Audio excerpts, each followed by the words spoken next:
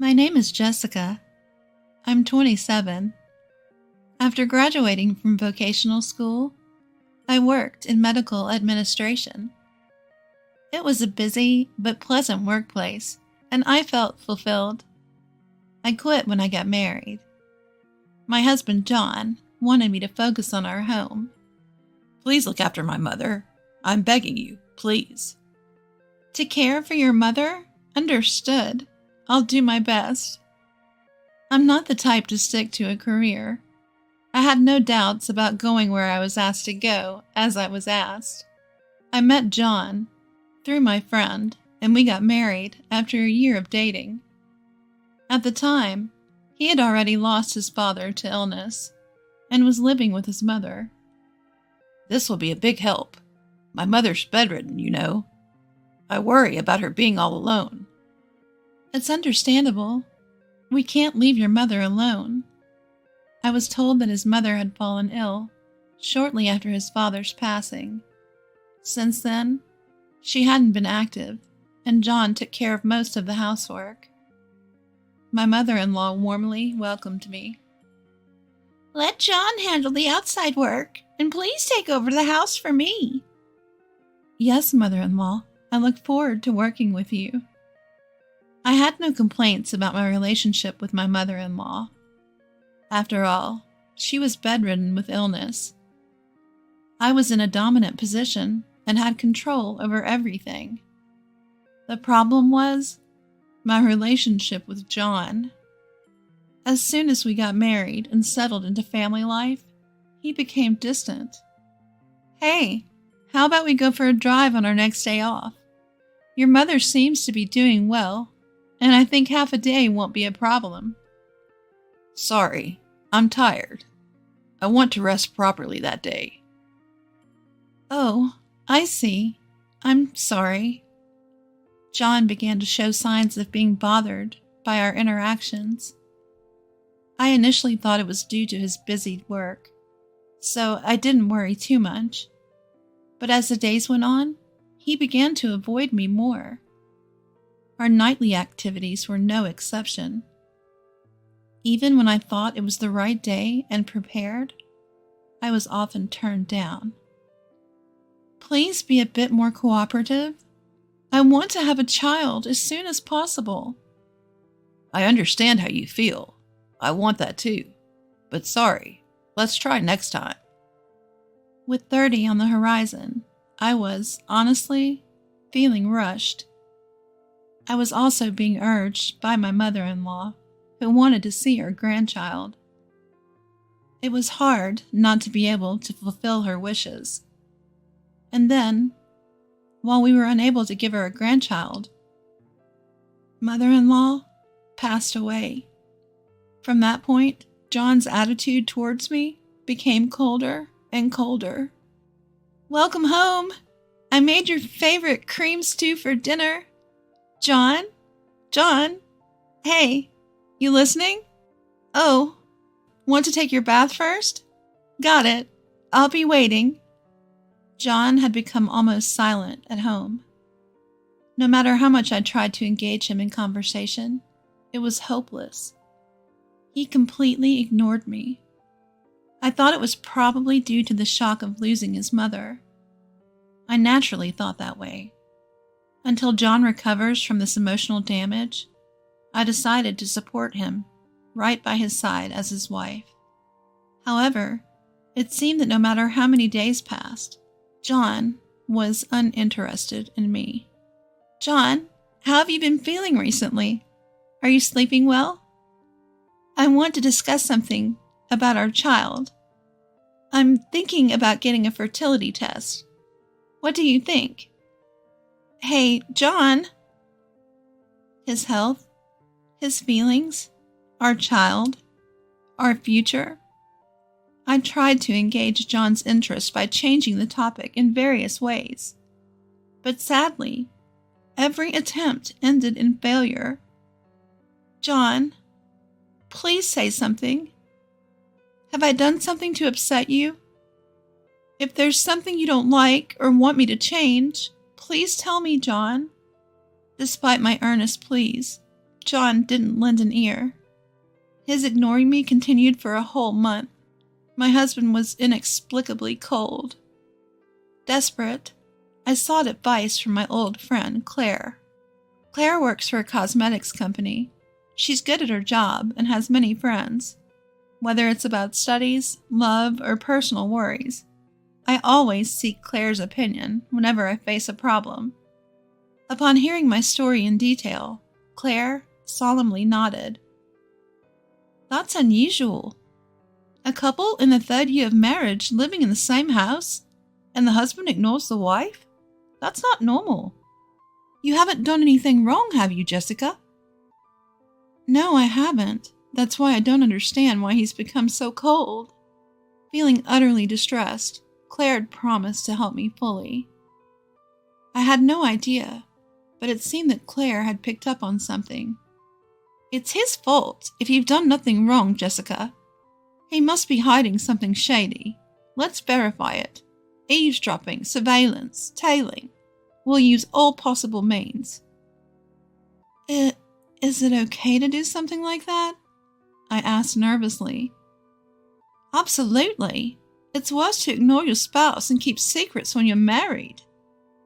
Later, at Claire's suggestion, I installed small eavesdropping devices and cameras in our home. I felt guilty, but my desire to know his secret was much stronger. Of course, John continued to ignore me all this time. John? Hey, are you listening? It was a few days later. My phone rang. It was a call from John. Hello? Where the hell are you?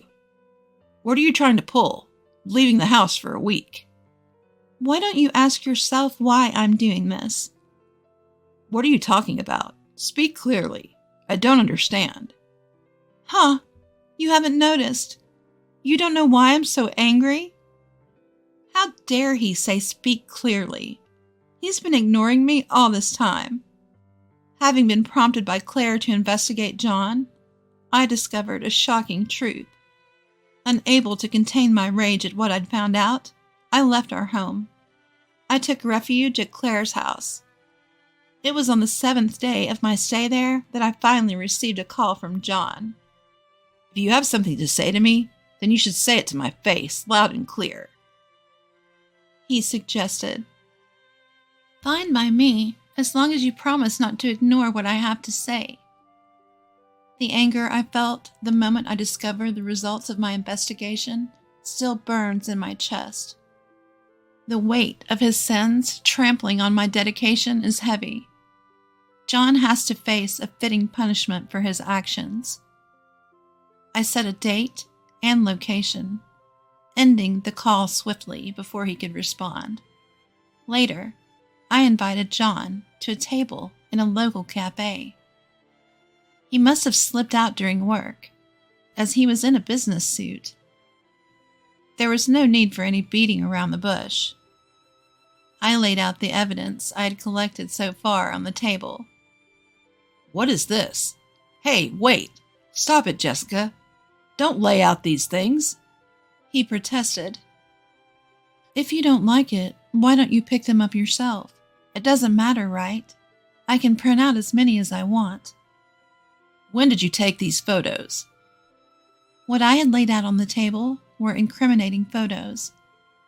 They were all shots of John with his mistress, walking in the downtown area with arms folded, scenes of them entering a hotel together, and the woman in all the photos was the same person. Her name was Mary, as I had found out during my investigation. I also have audio data. Would you like to listen to it right here? I asked. Audio? He responded, shocked. I tapped the screen of my smartphone. Immediately, a conversation between John and Mary started streaming. Hey, John, when is our housemaid planning on leaving? She'll be gone soon. She's losing her patience and will probably suggest a divorce. I wish she would just blow up at us saying, "Stop ignoring me." That would be the easiest for me. This is such a long-term scheme. Well, That's just like you, John, isn't it? When I cut off the audio, John seemed frustrated, as if he thought we were eavesdropping. I wondered what kind of look he was giving to his own wife.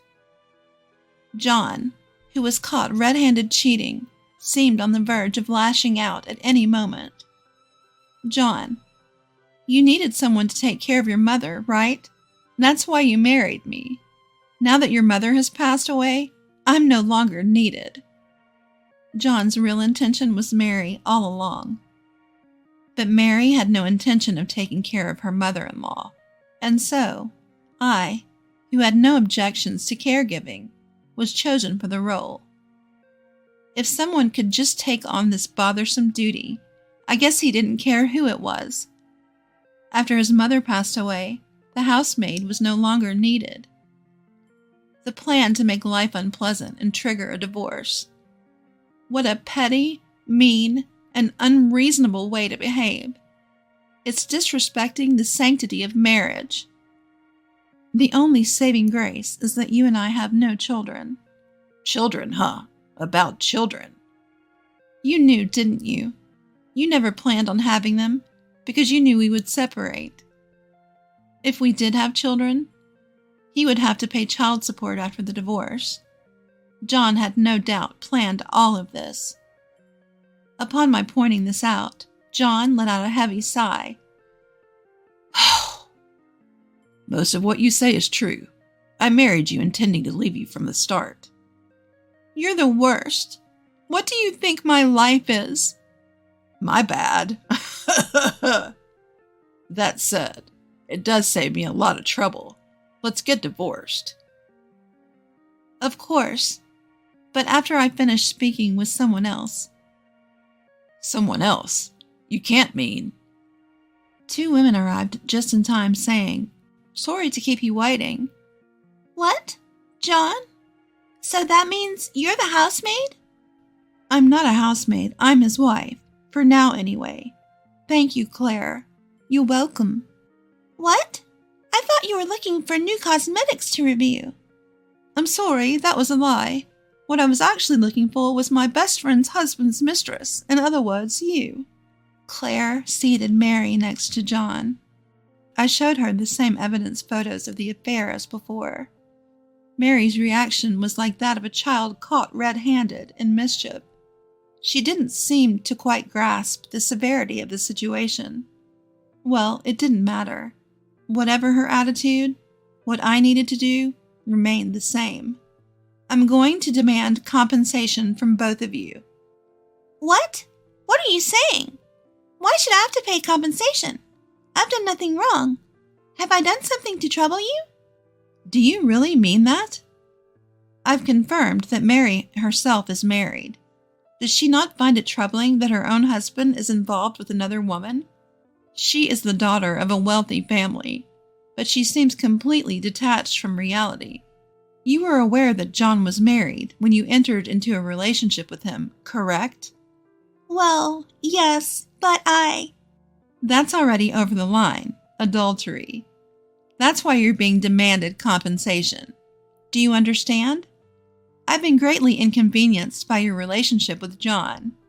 I was there first. I was with John before you got married. Seems so.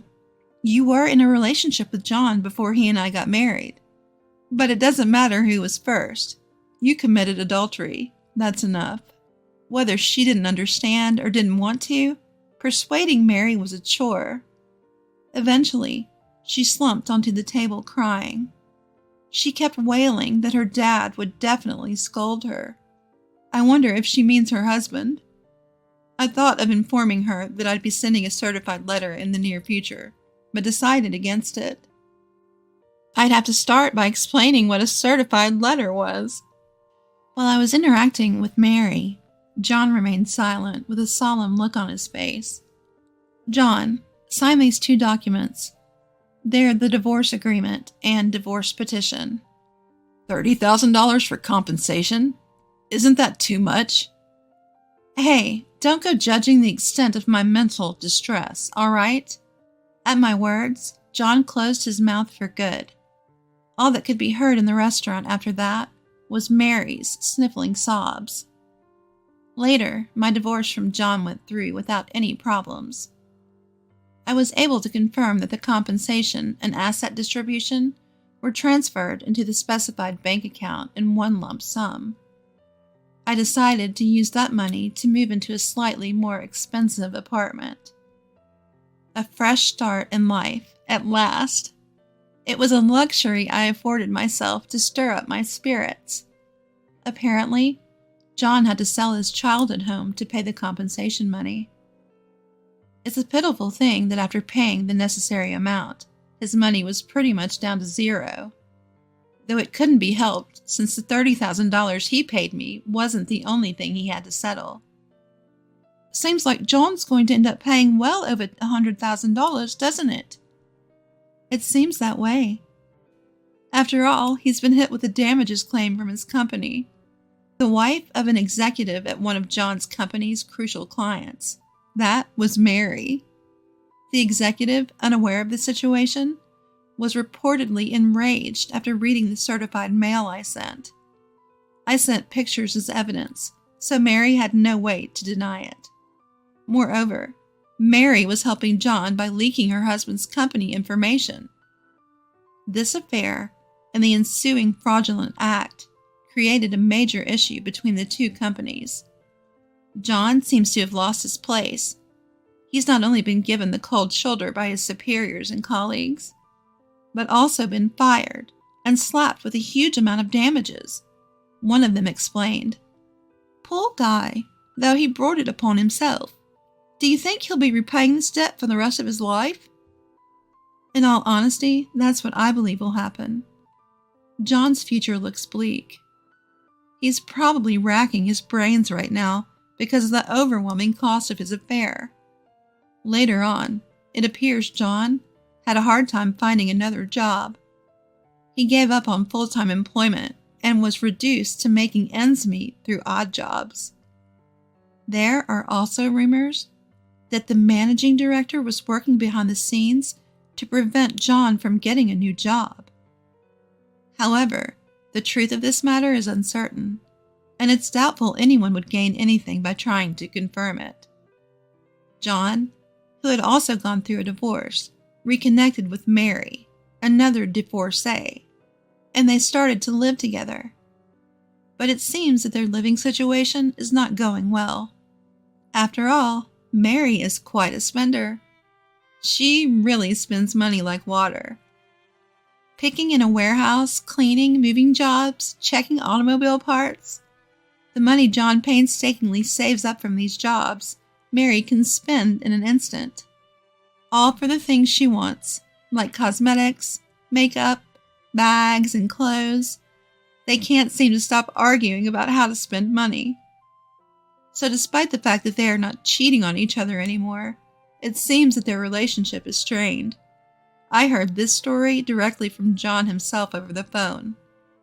He came to me asking for financial assistance because life was tough. What did you do then? Of course I refused.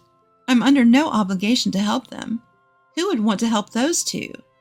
After all, they are the ones who used to call me a maid behind my back. Yeah, it doesn't matter what happens to them. After the divorce, I returned to my job in medical administration, and am working happily at my new workplace. I am so busy that my head is spinning, but that's what suits me best now. When I have free time, I inadvertently remember unpleasant things and feel gloomy. The other day, I encountered the embodiment of those unpleasant things. None other than John himself. It was on my way home from work. A lonely twilight road. He called out to me as I was hurrying home alone. I turned around and was speechless for a moment. His hair and beard had grown out. His skin was tanned. His cheeks were thin and sunken. His clothes were grubby and ragged. I was surprised and appalled at the sight of John, who had completely changed. "Hey, long time no see." Is that you, John? Are you okay? Are you managing to eat every day? I ended up asking questions like a guardian would. John's state, even to my eyes, which were supposed to despise him, appeared pitiful.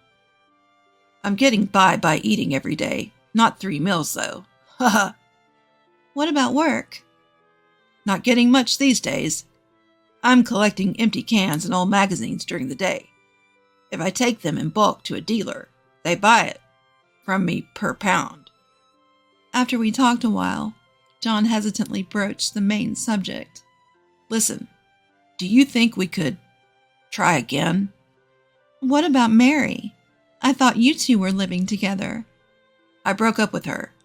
She dumped me. Mary's probably gone back to her parents' home by now. I bet she'll arrange a marriage and settle down with a suitable partner her parents pick. John, who was talking about Mary, made a face as if he could. It must have been a painful breakup to the point where even speaking about it to me was hard. John's current state is truly pitiful. However, I have no hand to extend for him. I still remember the abuse I suffered, and it still infuriates me. Upon saying that, John lowered his head, agreeing with me. I truly apologize for what I did back then. I'm not going to say it's okay, but let's both move on. But don't approach me anymore. If you stalk me, I'll call the police. I won't stalk you. I'm sorry for bothering you, so see you then. John slowly left down the dusk-lit street. His figure retreating was pitiful and frustratingly pathetic. After that, I saw John a few times in line at the soup kitchen organized by a nonprofit organization. He had become so thin, and when he noticed me looking, he awkwardly turned his face away. I certainly don't want to end up like that. Every time I see John, I think that strongly. He is a negative example for me in life. This is how my first marriage ended disastrously. But I haven't given up on building a happy family with someone. There's still a long way to go in life. I believe that I can still shine from now on.